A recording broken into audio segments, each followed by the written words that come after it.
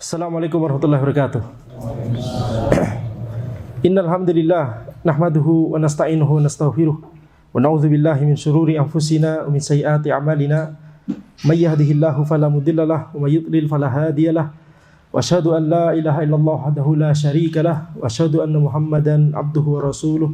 Allahumma shalli wa sallim ala sayyidina Muhammad wa ala alihi wa sahbihi ajma'in. Amma ba'd. Insyaallah kita lanjutkan pembahasan dari kitab Syarah Thalatsil Usul karya Syekh Muhammad bin Shalih Al-Utsaimin rahimahullahu taala. Kita sampai pada perkataan Syekh Muhammad bin Abdul Wahhab rahimahullah dalam matan Thalatsatul Usul wa Adillatuha, "I'lam rahimakallah annahu yajibu alaina ta'allumu arba'i masail." Ketahuilah, semoga engkau dirahmati oleh Allah, bahwa wajib bagi kita untuk mempelajari 4 hal. Wajib bagi kita untuk mempelajari 4 masalah. Dan nanti Syekh Muhammad bin Abdul Wahhab rahimahullah akan menjelaskan akan menyebutkan keempat hal tersebut, ya, yaitu ilmu, amal, dakwah, kemudian ya bersabar di atas keseluruh dari apa yang disebutkan sebelumnya. Itu nanti insyaallah. Tapi di sini kita akan membahas syarah dari Syekh Al-Utsaimin rahimahullah terlebih dahulu.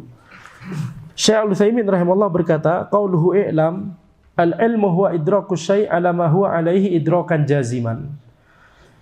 I'lam ini berasal dari kata al-ilm, dan al-ilm itu adalah idraku syai', memahami sesuatu, ala ma huwa alaihi, sesuai dengan realitanya, idrakan jaziman, dengan pengetahuan atau pemahaman yang jazim, yang yakin. Ini definisi dari al-ilm, atau sinonimnya kalau kita pakai definisi ini yakni al-yakin, ya. Jadi al-ilm itu adalah ketika seseorang memahami sesuatu, mengetahui tentang sesuatu, kemudian sesuatu tersebut atau pemahaman orang tersebut sesuai dengan realita dari sesuatu tersebut, dan orang itu memahaminya secara yakin. Ini namanya al-ilm. Maratibul idrak sittun. Kemudian Syekh Al-Utsaimin menyebutkan maratibul idrak, jenis-jenis atau tingkatan-tingkatan pemahaman atau pengetahuan seseorang. Beliau berkata ada 6. Al-ula al-ilmu wa huwa idraku syai' ala ma huwa alaihi idrakan jaziman. Tadi yang telah kita sebutkan, ilmu itu adalah, ini tingkatan paling atas, ketika seseorang itu memahami sesuatu, mengetahui tentang sesuatu sesuai dengan realitanya, sesuai dengan realita sesungguhnya, idrakan jaziman, dengan pengetahuan yang yakin, dengan pemahaman yang yakin. Ini namanya al-ilm. Kemudian atsaniyah, tingkatan kedua di bawahnya, yaitu al-jahlul basit, wa huwa adamul idraki bil kulliyah. Al-jahlul basit yaitu tidak mengetahui sama sekali. Yani ketika seseorang tidak tahu. Contoh misalkan, ya kita contohkan dari yang pertama tadi, al-ilm, seperti misalkan ketika seseorang yakni ditanyakan kepada dia, kapan fulan datang ke sini. Kalau dia tahu, ya sesuai dengan apa namanya yang realita yang terjadi, kapan fulan datang? Maksudnya tadi kapan fulan datang, nyampe sini tadi kapan? Bertanya sesuatu yang lampau. Nah, kalau kemudian yang ditanya itu tahu bahwa tadi fulan datang jam 4 sore. Nah, kalau dia yakin dengan pengetahuan tersebut, kemudian sesuai dengan realita, ini namanya al-ilm. Ini namanya al-ilm. Bisa kita sinonimkan ini dengan yakni hak, kebenaran, memang itulah realitanya. Adapun tingkatan berikutnya al-jahlul basit, ketika seseorang itu tidak mengetahui sama sekali. Jadi ketika ditanya kepada dia, kapan tadi fulan datang ke sini? Dia berkata tidak tahu. Ya, dia tidak punya petunjuk sama sekali, tidak punya clue sama sekali, tidak terbayang kapan kira-kira ya fulan datang. Anda tidak tahu, nggak punya gambaran sama sekali. Ini poin yang kedua atau tingkatan yang kedua. Tingkatan yang ketiga, ats-tsalitsah al-jahlul murakkab wa huwa idraku syai' ala wajhin yukhalifu ma huwa alaih. Tingkatan ketiga adalah al-jahlul murakkab, yaitu double jahal. Jahlul murakkab adalah jahal yang berlapis. Maksudnya adalah dia mengetahui sesuatu tetapi tidak sesuai dengan realitanya. Dia mengetahui sesuatu, dia merasa meyakini sesuatu, mengetahui sesuatu tapi itu tidak sesuai dengan realitanya. Makanya disebut ini adalah jahal yang rangkap, jahal yang double. Karena dia sebenarnya tidak tahu realitanya, tapi dia tidak tahu bahwa dia tidak tahu. Ini namanya al-jahlul murakkab. Contohnya misalkan seperti kalau kita mengatakan kepada si A tadi, kapan fulan tadi datang? Kemudian si A menjawab jam 5 sore, padahal si fulan datang jam 2 siang. Ya, maka ini, dan si A yakin dengan jawabannya tersebut. Nah, fulan datang jam 5 sore, padahal sudah datang sejak siang jam 2. Maka ini namanya jahal murakkab. Ya, ini namanya jahal murakkab. Lebih susah untuk diobati. Lebih susah untuk diobati. Jadi ketika seseorang itu misalkan, yakni ini kondisinya seluruh orang menyimpang, kondisinya seluruh ahlul bidah, ketika mereka ditanya tentang akidah, nama dan sifat Allah misalkan, ketika ditanya tentang masalah tabarruk, ya, mereka mengarahkan amalan tersebut kepada selain Allah Subhanahu wa taala. Tawassul kepada orang soleh, misalkan, ya, padahal tawassul kepada orang soleh selain Nabi Muhammad SAW, tawassul dengan keringatnya, tawassul dengan air liurnya tidak boleh dilakukan kecuali kepada Nabi Muhammad SAW. Maka ketika ditanya masalah-masalah tersebut, orang yang menyimpang akan berkata itu boleh, betul? Maka ini adalah jahal murakkab. Yani mereka tidak tahu realitanya, pendapat yang hak seperti apa, tapi mereka merasa tahu. Dengan kata lain, mereka tidak tahu bahwa mereka tidak tahu. Ini namanya jahal murakkab. Kemudian tingkatan yang keempat, ar-rabi'ah al-wahm, wa huwa idraku syai' ma'ihtimali diddin rajih. Waham itu adalah ketika seseorang memahami sesuatu, mengetahui sesuatu, tetapi dia ragu antara dua pilihan atau lebih. Akhirnya dia memilih salah satu pilihan, tapi sebenarnya realitanya adalah pilihan yang satunya. Ya, ini namanya waham. Kebalikannya adalah tingkatan berikutnya yang disebutkan oleh penulis. Enggak ada ya. Harusnya ada satu tingkatan lagi, yaitu ar-rajih. Ar-rajih itu adalah idraku syai' ma'ihtimalin diddin marjuh. Ini disebutkan di nomor 6. Az-dzan, as-sadisah az-dzan, wa huwa idraku syai' ma'ihtimali diddin marjuh. Jadi ada dzan dan ada waham. Dzan itu adalah ketika kita misalkan bertanya kepada si A tadi, kapan fulan datang? Tadi jam berapa? Habis itu si A di pikirannya antara siang jam 2 atau jam 4 sore. Ya, kemudian dia merasa dia tidak begitu yakin yang mana, tetapi dia merasa ada indikasi kayaknya si fulan datangnya sore bukan siang. Karena kalau siang pasti barang-barangnya sudah diberesin duluan. Ini barang belum diberesin. Kayaknya kemungkinan besar sore. Akhirnya si A menjawab sore. Kalau itu sesuai dengan realita, ini namanya dzon, prasangka yang mendekati kebenaran, begitu ya. Istilahnya kita sebut dzon. Dzon sebenarnya dalam syariat, dalam istilah syariat itu ya istilah yang luas. Terkadang dzon itu maknanya adalah prasangka yang kuat, terkadang dzon itu sekedar prasangka walaupun tidak ada landasannya sama sekali. Itu juga disebut dzon. Tapi dalam istilah ini, khusus dalam istilah ini, dzon itu adalah prasangka yang kemungkinan kuat kemungkinan untuk benar lebih kuat. Baik, itu namanya dzon. Kalau misalkan sebaliknya, misalkan tadi si A ditanya kapan fulan tadi datang, siang atau sore, jam berapa? Kemudian si A tadi dia berpikir ada dua pilihan jawaban ini, antara jam 2 siang atau jam 5 sore. Kemudian dia berpikir, kayaknya memang datang sore, karena kalau pasti datang siang pasti barang-barang sudah diberesin. Tapi ternyata sebenarnya adalah memang datang siang, cuma barang-barang belum sempat diberesin karena ada urusan lain gitu ya. Nah, si A merasa bahwa dia telah memikirkan indikasi-indikasi itu, beberapa petunjuk-petunjuk itu, akhirnya dia memilih si fulan datang sore, padahal sebenarnya kenyataannya datang siang. Maka sekarang kita katakan pengetahuannya si A ini adalah waham. Antum waham saja ketika antum berkata bahwa si fulan datang jam 5 sore. Ini waham antum. Ya, yang benar adalah siang tadi. Jadi ini adalah tingkatan-tingkatan. Kemudian tingkatan berikutnya kata penulis, kata Syekh Al-Utsaimin, al-khamisah asyakku wa huwa idraku syai' mahtimalin musawin.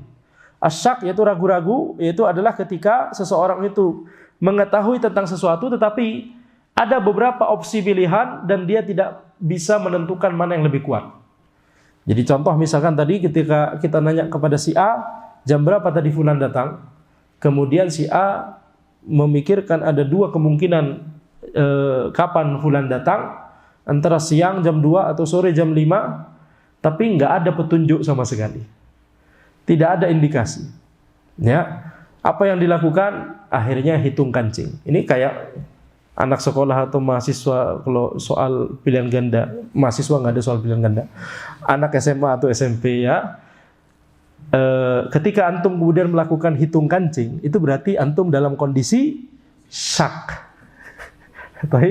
Tidak punya clue sama sekali mana kira-kira. Jadi, jadi itu adalah tingkatan-tingkatan, ya, yaitu tingkatan-tingkatan idrok, tingkatan pengetahuan seseorang. Nah, ketika kita belajar akidah dan juga ilmu syar'i yang lain, fikih dan seterusnya, maka ada tingkatan ilmu, tingkatan pengetahuan kita yang bermacam-macam. Ya, dalam suatu masalah. Dalam suatu masalah misalkan pengetahuan kita tentang hal tersebut adalah mencapai derajat al-ilm. Seperti misalkan masalah-masalah yang termasuk al-ma'lum minad din bid-darurah. Perkara-perkara yang itu diketahui secara terang benderang dalam syariat. Diketahui oleh semua orang awamnya, apalagi para ulamanya. Contoh misalkan wajibnya sholat. Pengetahuan kita ketika ditanya, apa hukum sholat 5 waktu? Apa jawaban antum? Wajib. Yakin betul tidak? Yakin. Sesuai dengan realita? Sesuai. Dalilnya banyak. Waqimus shalah misalkan. Jelas. Bunyal Islamu ala khamsin, syahadati alla ilaha illallah wa anna muhammadar rasulullah wa iqamis shalah. Banyak dalilnya menunjukkan wajibnya salat. Ini wajibnya salat 5 waktu. Maka pengetahuan kita dalam masalah ini al-ilm. Ya. Tidak boleh jahal murakkab. Nah, dalam masalah al-ma'lum minad din bid-darurah tidak boleh jahal murakkab dan juga jahlul basit. Jahlul basit saja enggak boleh, apalagi jahal murakkab. Jadi misalkan ditanya apa hukum zina, nggak tahu ya. Ini jahal basit apa jahal murakkab? Jahal basit. Tidak boleh. Hukum zina itu diketahui, harusnya diketahui secara terang benderang, betul? Hukum mencuri, hukum merampok, nggak boleh jawab tidak tahu. Ya, nggak boleh ragu-ragu, tidak boleh waham, tidak boleh dzon, harus al-ilm. Ya, harus al-ilm. Kenapa? Karena ini termasuk perkara al-ma'lum minad din bid-darurah. Baik, kemudian contoh lain misalkan apa hukum minum khamr? Haram jelas. Ya, tidak boleh jahal basit apalagi jahal murakkab dengan mengatakan boleh. Kalau dia mengatakan boleh berarti ini jahal murakkab. Pokoknya kalau jawabannya salah dan dia yakin, jahal murakkab. Kalau jawabannya salah dan dia masih ada kemungkinan, berarti waham. Kalau jawabannya benar dan dia yakin, berarti al-ilm. Kalau jawabannya dia benar, tapi dia setelah ada pertimbangan kemudian kebetulan milih yang benar, berarti ini dzon. Ya, jadi contoh misalkan ketika antum jawab soal, kemudian antum ada A, B, C, D, E, antum kemudian mengerucut antara B atau D, maka kemudian antum mencari indikasi B atau D kira-kira. Apa indikasinya biasa yang antum gunakan? Lihat soal sebelumnya B atau D. Kalau kebanyakan B, kayaknya D nih berarti. Kalau sebenarnya kebanyakan D, di B. Anda pernah bikin soal itu, Anda bikin B semua. Ya, Itu trik psikologis. Dan ternyata nggak berhasil. Jadi memang ternyata mahasiswanya pinter semua, B semua ya. Jadi, jadi ya ini contohnya. Ketika perkara al-ma'lum minad din bid-darurah, maka itu harus al-ilm.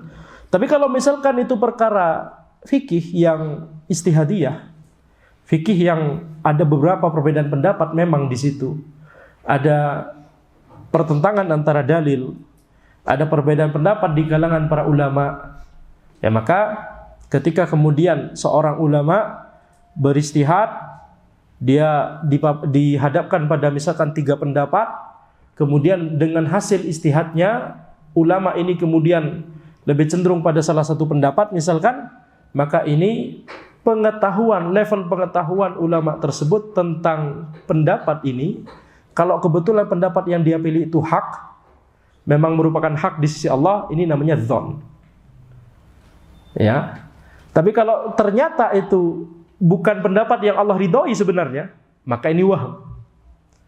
Tetapi apapun kasusnya, selama itu masalah istihadiyah, kita kan tidak tahu mana pendapat yang benar-benar diridhoi oleh Allah, betul tidak? Tapi selama ini perkara khilafiyah istihadiyah, maka ulama yang beristihad, kalau jawabannya benar, kalau istihadnya benar dapat 2 pahala, kalau istihadnya salah maka dapat 1 pahala. Jadi dalam perkara istihadiyah, maka antara ini dzon atau waham, itu kondisi ulama mujtahidin, antara dzon atau waham. Tapi kalau kondisi orang awam terhadap perkara istihadiyah, ada kemungkinan ketiga, yaitu syak, ragu-ragu. Dikasih 3 pilihan pendapat, menurut antum pendapat yang hak yang mana? Anda tidak tahu ya yang mana. Nah, misalkan antara ini ragu-ragu, atau kemungkinan keempat al-jahlul basit, tidak tahu sama sekali. Kalau ragu-ragu mungkin dari 3 pendapat ini kita bisa mengerucut jadi 2 pendapat misalkan, tapi 2 pendapat ini kita tidak benar-benar bisa mengetahui memilih mana. Ini namanya syak. Tapi kalau kita benar-benar tidak tahu sama sekali, ada 3 pendapat, ada 5 pendapat, Anda tidak tahu sama sekali mana yang benar, maka ini al-jahlul basit. Tapi kalau orang awam tersebut kemudian mengatakan secara sembarangan tanpa ilmu, ya, tanpa ilmu, tidak dilandaskan pada Al-Quran dan As-Sunnah, dia bukan mustahid, jadi dia nggak bisa beristihad sendiri, kemudian dia berbicara sembarangan tanpa bertanya terlebih dahulu kepada ahli ilmu, langsung dia berbicara dalam masalah ini, hukumnya ini, maka ini namanya jahal murakkab. Para ulama mengatakan, walaupun kebetulan yang dia pilih jawabannya benar, memang yang diridhoi oleh Allah, tapi karena caranya salah, maka ini tetap disebut sebagai jahal murakkab, tetap berdosa. Kenapa? Karena dia berbicara tentang agama Allah tanpa ilmu, walaupun kebetulan yang dia pilih pendapatnya adalah pendapat yang benar. Contoh misalkan, ketika seseorang misalkan, ditanya sama kawannya, ana ada masalah ini, masalah zakat, kira-kira gimana ya? Kemudian dijelaskan kondisinya. Kemudian si kawannya ini yang ditanya menjawab dengan akalnya sendiri. Maka walaupun misalkan ternyata yang dia ucapkan tersebut kebetulan benar, tetap mendapatkan dosa.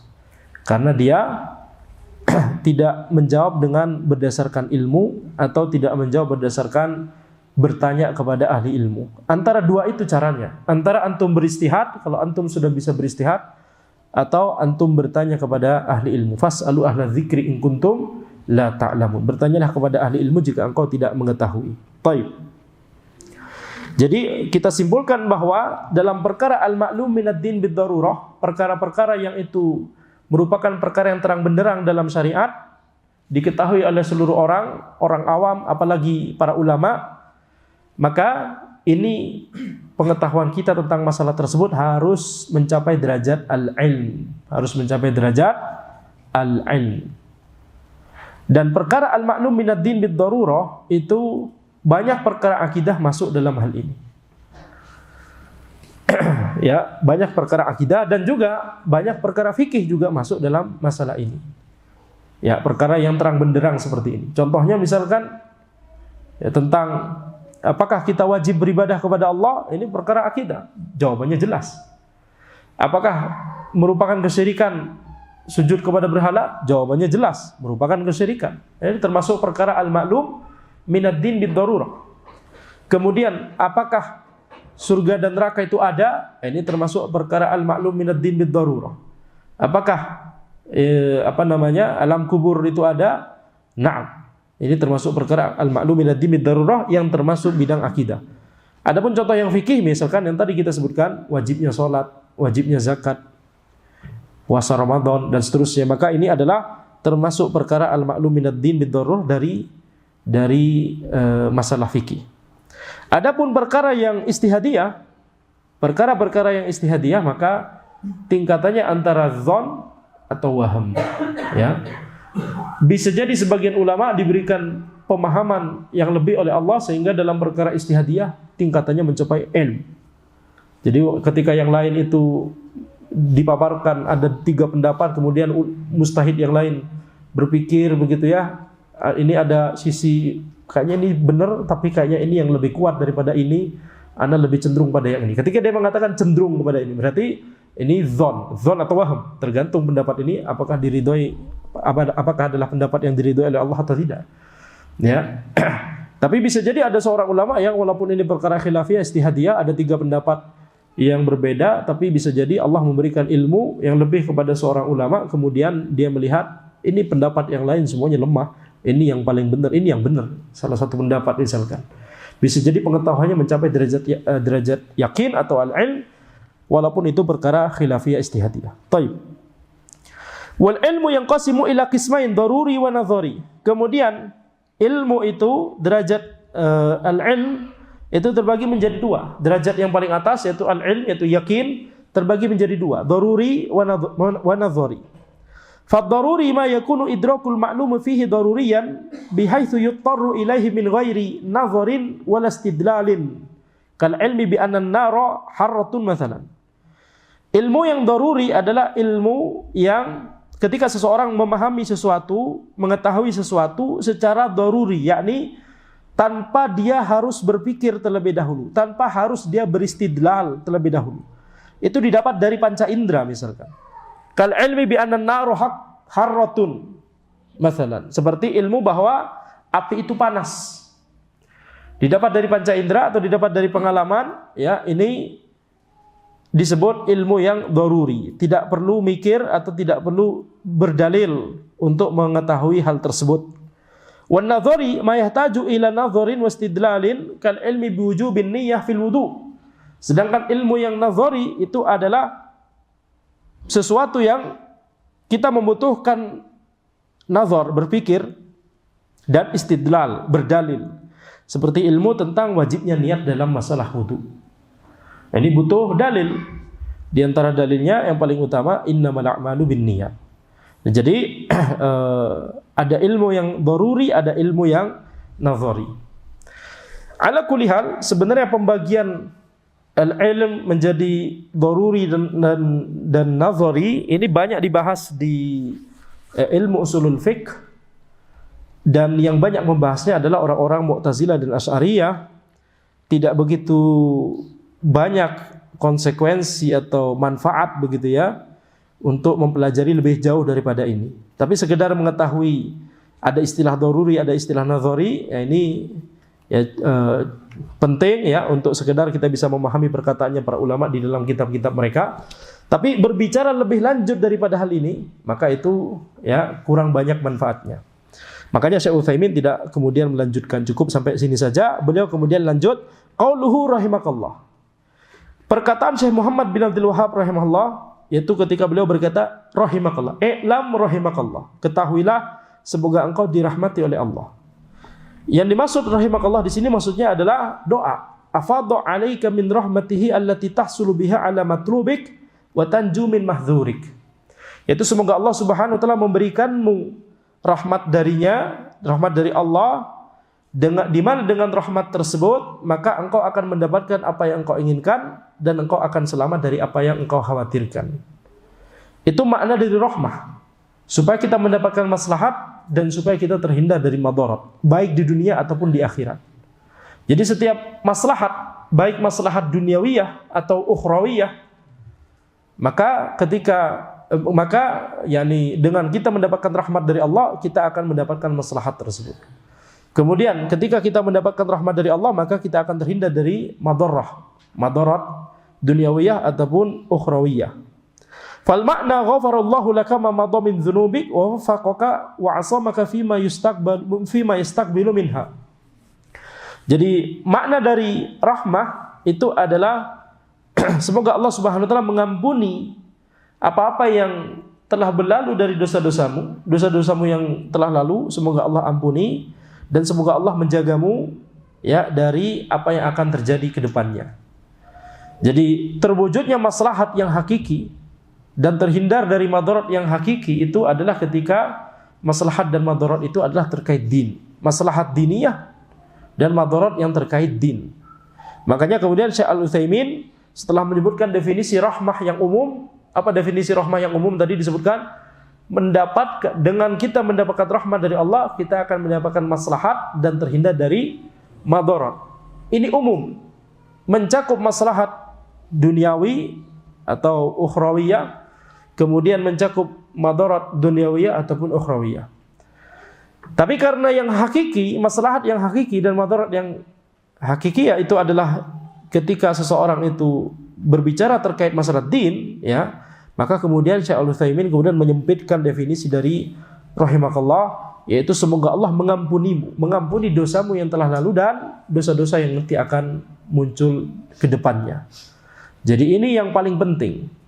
Adapun maslahat dunyawiyah, madarah dunyawiyah, maka ini mengikuti. Tidak ada apa-apanya itu dibandingkan maslahat ukhrawiyah. Madarah dunyawiyah tidak ada apa-apanya dibandingkan madarah ukhrawiyah, yaitu azab Allah di neraka. Nauzubillah min dzalik. Ya, makanya kemudian definisinya kemudian dipersempit. Hadza idza ufridatir rahmah. Ini kalau rahmah itu disebutkan sendirian. Dia kita maknai sama dengan maghfirah, dengan ampunan. Makanya ketika diucapkan semoga Allah merahmatimu, ini langsung mencakup semoga Allah mengampunimu. Karena itulah rahmah ya yang paling utama. Rahmah yang paling utama yang tadi kita sebutkan. Rahmah yang terkait masalah din. Rahmah terkait masalah din, itulah yang paling utama. Amma idza qurinat bil maghfirah wal maghfirah lima madha min adz-dzunub war rahmah at-taufiqu lil khair was salamah min adz-dzunub fil mustaqbal. Tapi kalau misalkan rahmah dan maghfirah itu digabung dalam satu kalimat, maka maghfirah itu adalah ampunan terhadap dosa yang telah lalu, sedangkan rahmah itu adalah semoga Allah Subhanahu wa taala memberikanmu taufik untuk melakukan kebaikan dan memberikanmu keselamatan dari dosa-dosa di masa yang akan datang. Jadi dengan kata lain kita simpulkan ya, jadi rahmah itu maknanya umum. Terwujudnya maslahat duniawi, terwujudnya maslahat di akhirat, terhindar dari madarat duniawi dan terhindar dari madarat di akhirat. Ini makna rahmah yang umum. Nah, makna rahmah yang umum ini bisa bisa diterima oleh orang kafir. Fakta bahwa orang kafir bisa nafas, itu rahmah dari Allah. Kan di pertemuan sebelumnya sudah kita bahas, betul tidak? Makna dari Ar-Rahman, makna dari Ar-Rahim. Ar-Rahman yaitu bahwa Allah memiliki rahmah yang luas yang diterima oleh seluruh makhluknya. Ar-Rahim, Allah memiliki rahmah yang khusus yang hanya diterima oleh hambanya yang beriman. Jadi ada rahmah yang umum, ada rahmah yang khusus. Rahmah yang umum ini yang tadi kita sebut. Dengan mendapatkan rahmah yang umum, kita dapat maslahat duniawi, mendapat maslahat akhirat, terhindar dari madarat duniawi, terhindar dari madarat akhirat. Ini rahmah yang umum. Nah, orang kafir dapat rahmah yang umum tapi cuma terkait dunia. Mereka bisa dapat maslahat dunia, mereka bisa bernafas, mereka bisa punya kesehatan, mereka bisa punya harta, mereka bisa punya kekayaan dan seterusnya. Itu maslahat dunia. Ini bagian dari rahmah yang umum. Mereka dapat juga. Dan mereka terhindar dari madarat dunia. Ya, sehingga mereka banyak dari mereka enggak sakit gitu misalkan. Banyak dari mereka tidak terhindar dari kecelakaan. Kalau tidak mendapatkan rahmah yang umum, langsung mati sekarang. Tidak ada makhluk yang bisa bertahan hidup kecuali pasti mendapatkan rahmah yang umum dari Allah Subhanahu wa taala yang terkait dunia. Nah, kalau rahmah yang khusus ini yang hanya diterima oleh kaum muslimin, oleh hamba Allah yang beriman. Nah, kaum muslimin bertingkat-tingkat. Ada muslim, mukmin, muhsin. Muslim yakni orang yang Dia dalam lingkup Islam tapi dia orang fasik, mengerjakan dosa kemudian tidak langsung bertaubat kepada Allah. Kemudian mukmin, dia adalah seorang muslim yang dia itu ketika berdosa langsung bertaubat kepada Allah. Tapi dia amalan wajib saja yang dikerjakan dan dia meninggalkan yang haram. Tapi yang paling tinggi adalah muhsin, orang muslim yang mengerjakan yang wajib, meninggalkan yang haram, mengerjakan yang sunnah, meninggalkan yang makruh. Kalau dia terjerumus ke dalam dosa, dia langsung berusaha bertaubat kepada Allah. Ini tingkatan yang paling tinggi. Nah, tingkatan-tingkatan ini, 3 tingkatan ini, rahmahnya berbeda. Rahmah yang khusus tadi untuk ketiga tingkatan ini berbeda. Paling tinggi yang mana kira-kira? Yang muhsin. Nah, jadi ketika kita bahas rahmah yang khusus, maka rahmah kalau disebutkan sendirian, maknanya mencakup maghfirah, ampunan. Mencakup ampunan untuk dosa yang telah lalu ataupun ya dosa yang akan datang. Dengan kata lain, Allah akan memberikan dia taufik untuk tidak kemudian berdosa di masa yang akan datang. Allah berikan taufik untuk dia kemudian bisa istiqomah di atas din. Ini makna rahmah kalau disebut sendirian. Demikian pula itu makna maghfirah kalau disebut sendirian. Tapi kalau disebut dalam satu kalimat secara bersamaan, maka maghfirah itu terkait masa lampau, rahmah itu terkait masa depan. Taib. Wa sani'ul muallif rahimahullahu taala yadullu ala inayatihi wa syafaqatihi bil mukhatab wa qasdil khairi lahu. Dan perbuatan penulis yaitu ketika Syekh Muhammad bin Abdul Wahhab rahimahullah itu mendoakan para pembaca ketika beliau berkata, "I'lam rahimakallah." Ketahuilah semoga engkau dirahmati oleh Allah. Ini kan berarti doa. Berarti Syekh Muhammad bin Abdul Wahhab mendoakan para pembaca. Maka ini menunjukkan apa? Menunjukkan perhatian beliau, menunjukkan kecintaan beliau kepada al-mukhatab, yakni pembaca di sini. Wa qasdil khairi lahu, menunjukkan bahwa beliau menginginkan kebaikan untuk para pembaca dari kitab beliau. Jadi perkataan beliau, "I'lam rahimakallah annahu yajibu alaina ta'allumu arba'i masail." Ketahuilah semoga engkau dirahmati oleh Allah bahwa wajib bagi kita untuk mempelajari 4 hal. Qauluhu arba'u masail, perkataan beliau 4 hal.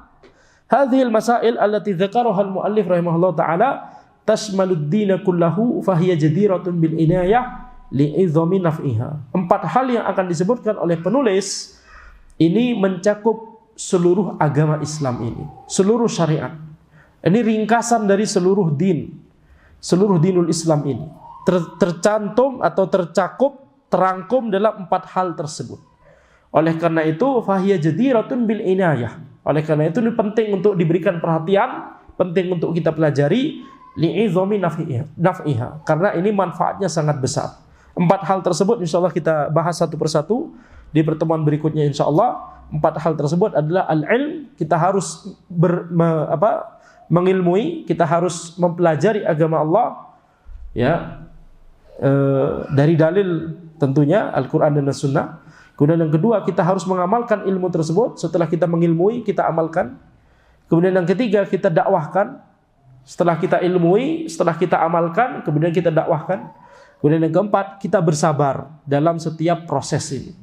Kita bersabar ketika mengilmui, kita bersabar ketika kita belajar agama, kita bersabar ketika kita mengamalkannya, kita bersabar ketika mendakwahkannya, dan kita bersabar dalam bersabar. Jadi sabar juga butuh sabar, kata para ulama. Jadi ini 4 hal itu yang terangkum di surat Al-Asr. InsyaAllah kita lanjutkan di pembahasan berikutnya. Hadza wallahu alam. Subhanakallahumma bihamdika asyhadu an la ilaha illa anta astaghfiruka wa atubu ilaik.